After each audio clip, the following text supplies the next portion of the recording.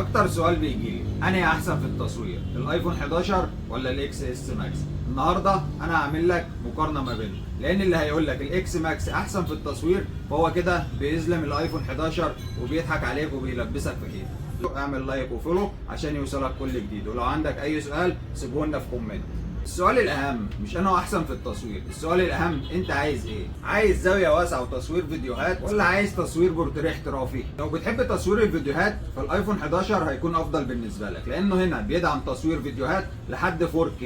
وبالنسبه للكاميرا السيلفي فالايفون 11 يكسب معانا هنا في الكاميرا السيلفي، وكمان المعالج هنا في الايفون 11 اعلى فهيديك اداء ومعالجه اعلى في الفيديوهات. اما لو انت بتحب تتصور بورتريه كتير فالاكس ماكس طبعا احسن في التصوير بتاع البورتريه واحسن في تصوير الزوم. لو انت بتحب تاخد صور احترافيه ببورتريه احترافي فاكيد الاكس ماكس هيكون افضل معاك. طب الخلاصه ايه؟ الخلاصه لو انت بتحب تصوير الفيديوهات وبتحب تصوير السيلفي كتير وعايز حاجه تدي معاك برضه نايت مود ممتاز يبقى هناخد الايفون 11. اما لو بتحب تصوير صور كتير وخصوصا الصور البورتريه فاكيد الاكس ماكس هيكون افضل معاك، لان هنا عندنا العدسه الثانيه التيلي فوتو في الزوم وفي البورتريه افضل من الايفون 11، لان هنا البورتريه في الايفون 11 معتمد على السوفت وير بس. وبكده اكون جاوبت على السؤال بتاعكم، وانت ليك حريه الاختيار. لو عايز فيديوهات وسيلفي كويس خد الايفون 11، لو عايز بورتريه احترافي خد الاكس اس ماكس. وما تنساش في اخر الفيديو اعمل لايك وفولو عشان يوصلك كل جديد، ولو عندك اي سؤال سيبه لنا في كومنت.